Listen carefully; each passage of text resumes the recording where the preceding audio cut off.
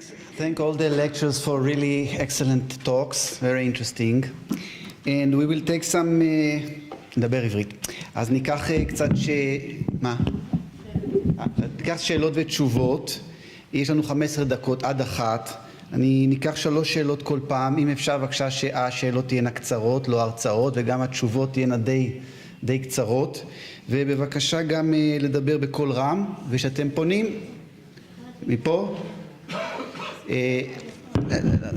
שיבוא לפה. אוקיי, אז מי שרוצה לשאול ואני אצביע לו שיבוא לאזור פה, ותגידו למי אתם פונים בבקשה. אז מיקי בבקשה, ומי שעוד 2-3, אז תבוא אתה בבקשה. אוקיי, קודם כל זה היה מרתק, תודה רבה.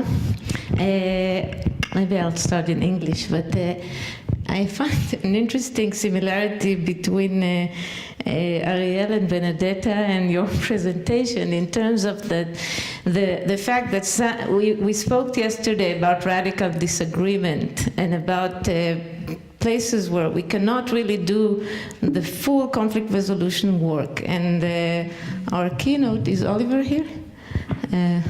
Is downstairs. So our keynote spoke about something he calls strategic planning, which sometimes a side do among itself before the conflict resolution work. Or I believe that any kind of sometimes a hybrid solutions and not necessarily a full processing of conflicts happened in our field. So one question I have to you, to Bar-Ilan and Benedetta, is do you think that in this case of the IRA, this is actually the ideal current process, and this is not only a preparation for a full conflict resolution, but maybe in ideological conflicts such as the one that you described, and maybe in Israel we have also similar examples. The solution is basically, at least in the next 100 years or something, is not about completely acknowledging the suffering of the other and the fact that you hurt people and that your organization was violent, but basically having this reframing that enables functioning but is not a full transformation. So whether you think this is the case. In case of Dave, I'm interested in really thinking of hybridity that maybe involves women in conducting these processes, because one of the feelings I have that if you do try to do it in a communal perspective, so let's look at deconstruct the community. I don't believe that the Bukharian community is not exposed to what happens around, and part of my feeling is that some of them are married, there are today a lot of cross marriages, and they are exposed to the Israeli culture. So I feel it's a great story, but I would wonder about a way to make the hybridity more intrinsic. In terms of Asaf, I think that it's interesting the way the self is deconstructed in your model, and one part of the question is what is left out of the I if the I is actually internalizing the other, and it becomes...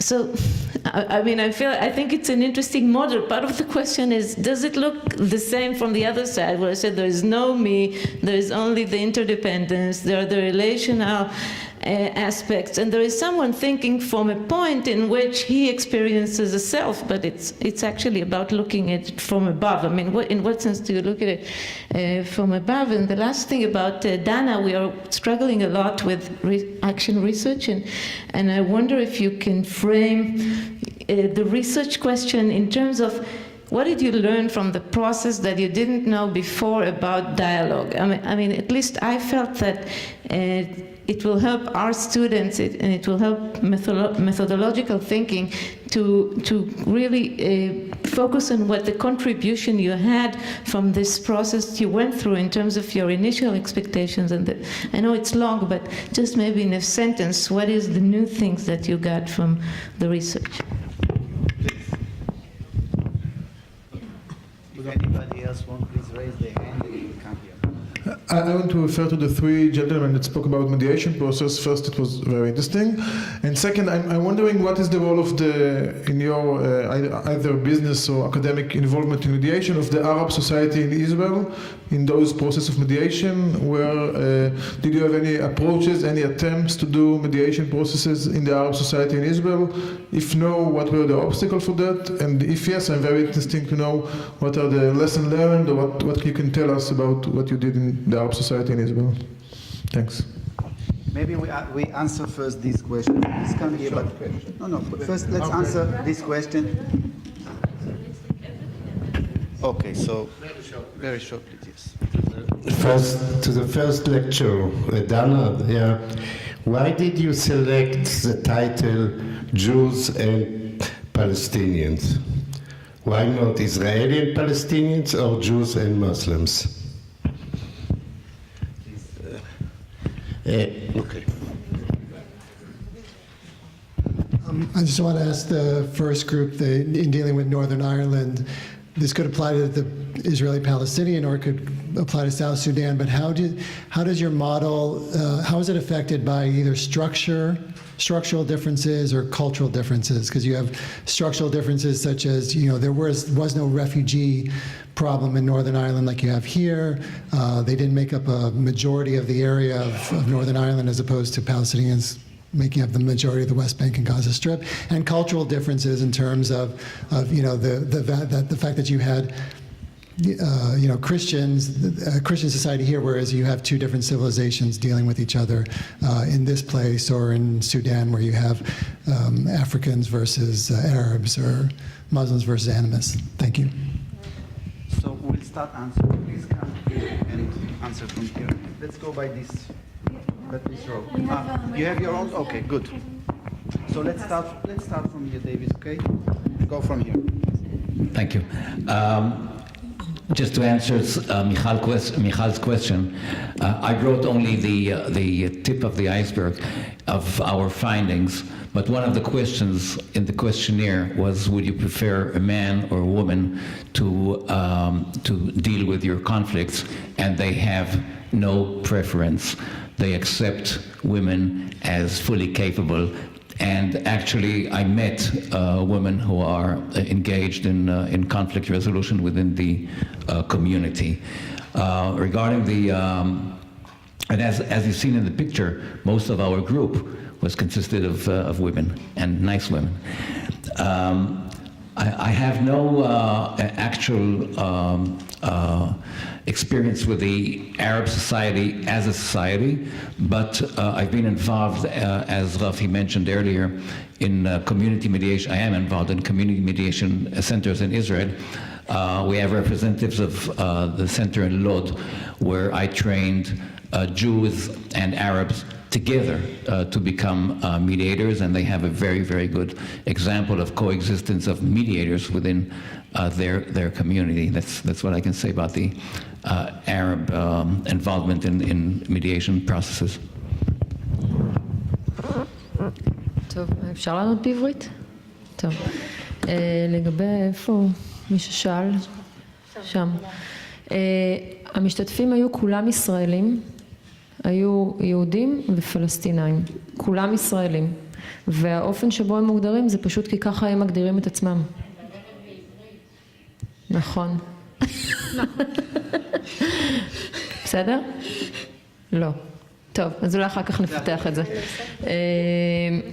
לשאלתך, אני יכולה לענות, קודם כל חשוב לי להגיד שזה בהקשר המאוד ספציפי של הדיאלוג שלנו, שזה קבוצת מיעוט ורוב בישראל, עם קבוצה של אנשים שמה שקראנו להם high level leadership. אני יכולה ללמוד, להגיד שלמדנו, אני חושבת בזכות המחקר המלווה, שללא מוכנות אמיתית של בן אדם, של משתתף שנכנס לתהליך מהסוג הזה, לעבור איזשהו עימות פנימי והתוודעות פנימית לעמדות שלו ביחס למידע החדש שהוא לומד או שהוא נוכח למולו, ולעבור גם שינוי, אין ערך לתהליך הדיאלוגי. זה צריך להיות איזשהו כביכול תנאי בסיסי שמאוד קשה לברר עליו לפני שמגיעים לתהליך הזה, ובהקשר של מנהיגות משפיעה זה לא פשוט.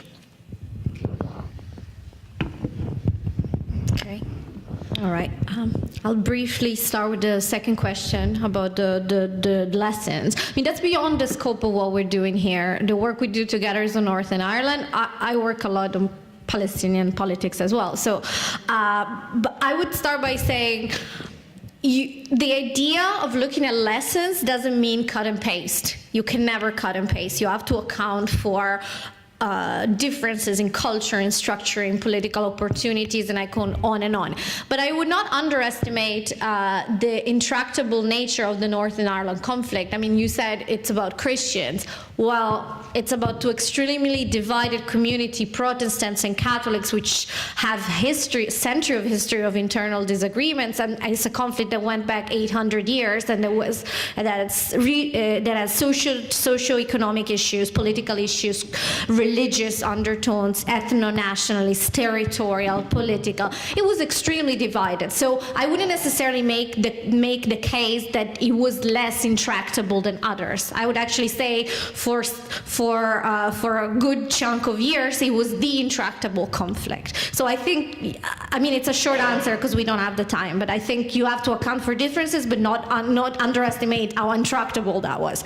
On the other question, which was about is it an ideal model? Is it the model? I think we imply a little bit this in our research. When no final status agreement is within your reach, and when both parties' identity and narrative is deeply embedded in who they are and how they perceive the world, and it's crucial for them to preserve their constituency, then you have to deal with that reality. You can, if you stick to the dogmatic approach, you're probably not going to get anywhere. That said, the approach peace first, reconciliation later was gradual and incremental. So you start with halting the hostilities and you create the space to encourage a dialogue, and gradually, but that's a generational process to change something at the societal level. However, you cannot ignore the societal level if you want the political process to continue. So it is interrelated, and I think there are a lot of possible applications to the Israel-Palestine. I work a lot on Hamas, so that's how I got to look at Northern Ireland from the point of view engaging with Hamas. So that's my own research bias. So I think that's an imperfect answer because that was an imperfect by design peacemaking process, and I think it was the only one that could work. Of course, it did require some changes in reality. I mean, to put this in very non-academic terms, it's impossible to negotiate while you're standing off my feet under the table. First, you need to get off my feet, and then we can talk. So I would say that as a cautionary tale. You asked if it's an ideal solution, and I think it's an ideal temporary solution. Only in cases where there are mechanisms for continued progress of meeting the needs of the parties. And in Northern Ireland, the political system bared fruits. The concept of self-determination, of a party in a conflict pursuing self-determination as a goal, we find in other cases that often this is actually a means, and the reason they're demanding self-determination is because the current system that they're under is not allowing them to express their identity, or is not allowing them to have their human rights or their basic needs fulfilled. And so in the case of Northern Ireland, once they entered into the political process and they stopped using violence, then they saw that diplomacy bared much more fruits on their basic needs. And then this took the heat, the urgency to kick the British out away. Yeah, okay. I'll pass this to you. I think the tragedy about conflict is that we think that we act in a way that serves our interests, and so many times this is so untrue. So my experience shows that once you try and show people that they are behaving within their patterns, it helps them to reconnect to themselves and ask a question they rarely ask during a conflict. What would I like to achieve? So in a way, the I win model, and it's somewhat, I can't imagine how it sounds how come. But in a way, the I-win model reconnects a conflicting party to himself. And along with that, then you start having other considerations such as interdependency. Okay, what would I like to achieve? And one of the things that I have to consider is the fact that I'm interdependent with someone I don't like. Yet, in the course of achieving my own goals, I need to bring that into consideration. My own needs, interests, and so on, and the fact that there is interdependency. So it really reconnects someone to himself during a conflict.